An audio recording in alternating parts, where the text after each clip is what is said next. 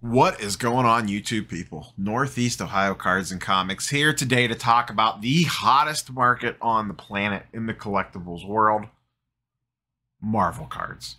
Almost 1 year to the date that I made the Marvel card video last year when 90s Marvel Universe went absolutely crazy.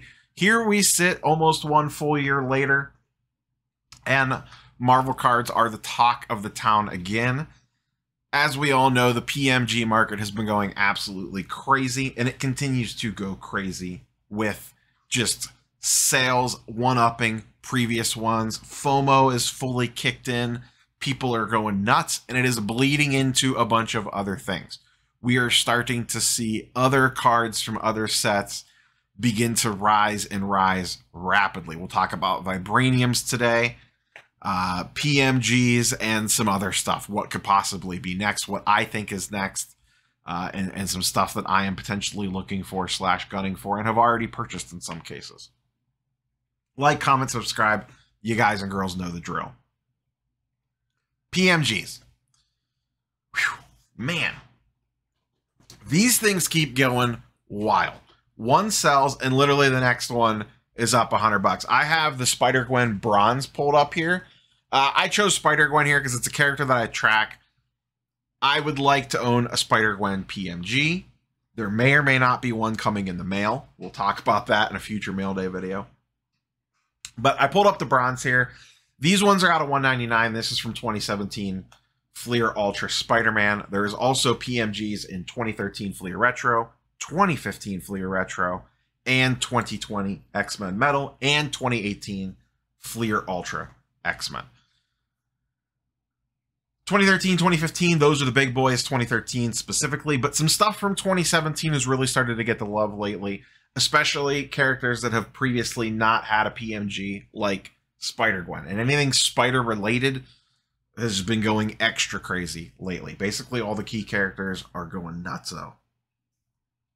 The bronze are out of $199, extremely condition sensitive. I did a little chart any card here in the old market movers. They're not under the popular card charts, but you can manually run charts for any card in existence. Actually, anything, really. I've done comic books before on chart any card. There's ways to manipulate it. But you can see here, these things just continue to escalate. Back in November, you could get this card for $100. Then it went to $240. Then it went to $320. And now it's at $400 even. So in the course of 2 months, it has gone from $100 to over $400. And on this bronze, it seems like every single one that sells just escalates itself to the next level. And that's what's happening across PMGs as a whole. FOMO is 100% kicked in right now. The interesting thing here is these are all hard numbered. All PMGs are hard numbered. So we know exactly how many are out there, and as these things are getting gobbled up, supply is becoming ultra limited extremely quickly, and that is what is driving these astronomical prices. Let's come over here and take a look at the red. This is out of 99, and this is kind of like the main PMG. There's greens out of 10s, blues out of 50, if you're not familiar with it, and then Fleer Ultra Spider-Man and Fleer Ultra X-Men had bronze out of 199. The reds are kind of like the main one. Yeah, everyone would like greens and blues, but they're super expensive. Even the reds are super expensive now. Let's look at a similar price graph for the Spider-Gwen red, and you see the exact same situation. Go back to November. Thanksgiving, you could have had a Gwen red for $520. And once again, you could take Gwen out of this equation and look at any popular Marvel character, and it basically follows the same trajectory. Just a matter of where they started and where they ended. So back in back in November around Thanksgiving, this was a $500 card. Very respectable. Got up to $700, $675. We're into the new year, $1,000. And then one just sold today for $2,500. And these things just continue to go crazy. Remember, there's only 99 of these. That's it. That's all that exists of this particular card and each character in this set. What this has caused as people get priced out of the market is the bleed over effect. Basically, any numbered Marvel card right now is really starting to get a lot of attention to it. things really swung hard into vibraniums. They are kind of the next thing to take off. I know Flipping Steve picked up some of these. I grabbed one Magneto and a Molten because it's a color match. The Vibranium base set is very much like a Chrome product, like us evil sports card collectors are used to buying. And then they have a lot of different variations. There is what's called a raw, which is what this one is. It's non-numbered. And then there's I think there's 3 other. There's an out of 50, an out of 100, and out of 299, or maybe out of 99 and 40. And I don't remember the exact differences. But they have multiple tiers. They all look like sports card parallels. There's a cracked ice version. There's a mosaic version. And then there's this that kind of looks like a white speckle / pulsar almost. These prices have escalated extremely quickly, and they are climbing rapidly. Once again, they are Chrome cards. They are numbered, and they look a lot like some sports cards inserts. This is the Ultimate Spider-Man, it's called in this set, but it's basically Miles Morales. Once again, you go back to November. This was selling for $40. And this one is not, this is the non-numbered one. Went for $40 again. Then the first of the year came along, 124 and 115.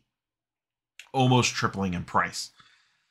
And you're seeing this across the board. Some of the number stuff has gone up even more. I didn't pull numbered stuff just because there's fewer sales and it's a little bit more difficult to see the pattern. But I know a lot of the numbered characters that I was looking at kind of jumping in late to the bandwagon have already escalated quickly. And you're seeing it once again in all other Marvel products and properties that are out there. If it's numbered, people are diving on it. What I think people are sleeping on are e-pack achievements. That's the thing that I don't think people that are casual or just coming in to the Marvel card market know about yet. People in the Marvel world know about them and have been hoarding them. Essentially what an e-pack achievement is, Upper Deck has a website called e-pack. You could go on there and buy digital packs, but there's actual physical cards tied to it. You open a digital pack on the screen, it displays the cards, and then they get thrown into a ComC account that you can have shipped home. Well, what they've done over the years there are achievements for building sets. Marvel card collectors are big set builders, and they would have these limited achievements for completing sets. So you would complete a certain set, maybe a subset, maybe a very difficult and rare subset, and you would unlock an achievement card for that set. And then it would get added to your ComC account, and it would be an actual physical card, and then it would get sent home to you. Now, these are non-numbered, but they are very short print and very rare in a lot of cases. And no one really knows. This is kind of like a Kaboom or a Genesis if you're coming at this from the sports card world, where it's all rumor. How many exist? How many Genesises are there? How many of this are there? How many of that are there? How many white sparkles are there? Whatever. How many checkerboards are there? You know, there's all these like super, super short print sports card runs. E-pack achievements are kind of like that because there is a ton of work that has to go into them and expense to even unlock them. And like I said, I just don't think a lot of people even know that they exist. I'm going to give you one example. And this is one that I just recently purchased. It's on its way to me right now. This is from 2017 Spider-Man Metal, or Fleer Ultra Spider-Man. This is the metal subset. You had to put a set together, and I forget, I'm going to get this wrong. Basically, you had to put a set together of Fleer Ultra Spider-Man. I believe it was a full metal set to unlock this achievement. It's numbered 0. You can see MM0 here. And then if you had the full metal base set, I believe, you unlocked Black Suit Spider-Man. The thing with this is these achievements are limited windows, especially this one. And the rumor is that this was pulled even earlier, had a shorter window available to it. I've talked to people that would know. They estimate that there are between 50 and 100 of these in existence. That's it. Black Suit Spider-Man is obviously a massive key character. Black Suit Spider-Man, obviously a bigger key character. This is another one that went absolutely crazy. This you could have had back in early December for $175. It went to $265, $370, went down a little bit, and then went right back up to $415. I will tell you right now, this $415 sale is me. I posted about this on the community boards and on Twitter. I got in a bidding war for one last night. There was one on auction, and there was a couple posted buy it now. The one on auction looked really clean. I bid $390 on it, I believe. There was a buy it now at $385, $390, and then a couple other buy it nows right around $400 in various what looked like to me worse conditions. I got outbid at $395 right at the last minute, of course.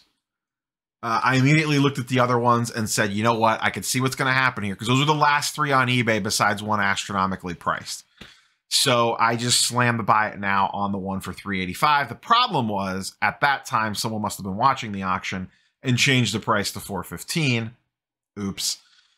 So I ended up paying $415 for it. It's whatever. This feels like one of those cards I won't be able to get it back. I don't feel bad talking about this card now. I'm not pumping and dumping it because there's none on eBay that you could go buy at a reasonable price. The next ones available are like $800 or $900 a piece or something. Do they get to that high one day? Maybe. I don't know. But I am not buying this card necessarily for a quick flip. I'm hoping it looks clean and I like to actually send it in for grading. But in a case like this, these cards are actually more short print and more rare than the PMGs. They just don't have a hard number on it. And there are a ton of different EPAC achievements. You could research them on the Upper Deck EPAC website.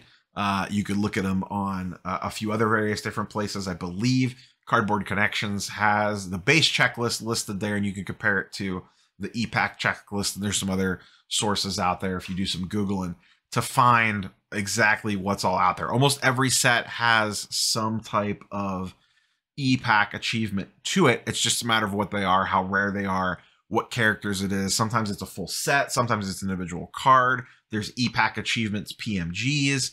There's all sorts of stuff out there. And like I said, these are the things I don't think people know about yet. The PMG market, everybody knows about these things. Everybody and their brothers talking about these things.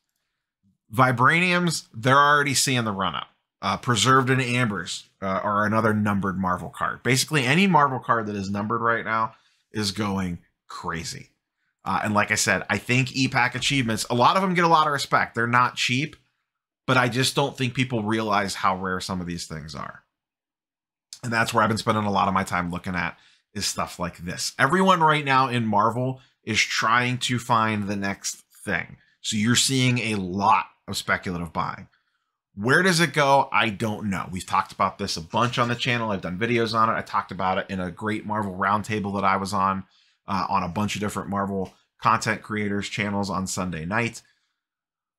Nothing goes up forever. The interesting thing here is that from the sports card side, I almost kind of compare it to F1. There's very limited supply of these items. And in a lot of cases, the stuff that's getting massive increases in Marvel is numbered and super short printed stuff. It's not like there's a ton of this stuff out there. So when FOMO kicks in and people just keep buying and sending the prices up, it's not like there's endless supply coming on to the market like there is in the sports card side of things, where sports cards are printed to the moon. That is not the case with these. So I think there's a ways to go. I don't think that we're necessarily, you know, close to the crash yet. Maybe certain cards. As we all know, nothing goes up forever. Eventually, it's going to pull back. How high it goes, I don't know. I am enjoying the ride. That's all that I could say. It has brought back out my inner kid in me. If we talked about a year ago with 90s Marvel Universe, I collected those things as a kid. And the collector slash investor slash flipper, I get to enjoy it all with this. Now, with the Marvel card resurgence again, because we had it a year ago. Boy, I wish I would have bought more PMGs or any PMGs last year when Marvel initially went nuts, because these things were dirt cheap a year ago. But it is what it is. You come into it when you come into it. Even 90s Marvel Universe, you know, I was watching some sales tonight, are still ending pretty strong. The PSA 10s on 90MU are still selling pretty well. You know, it has not slowed down a ton. Key characters are still going for a few $100 on 90MU, $200, $300, $400 in some cases, sometimes even more. And there's some even more older stuff than that out there. You know, I have those comic images cards at SGC right now. Curious to see how those grade. I got some stuff I'd like to send off to PSA if I can win an economy order later today. We'll see. Fingers crossed. It's Tuesday.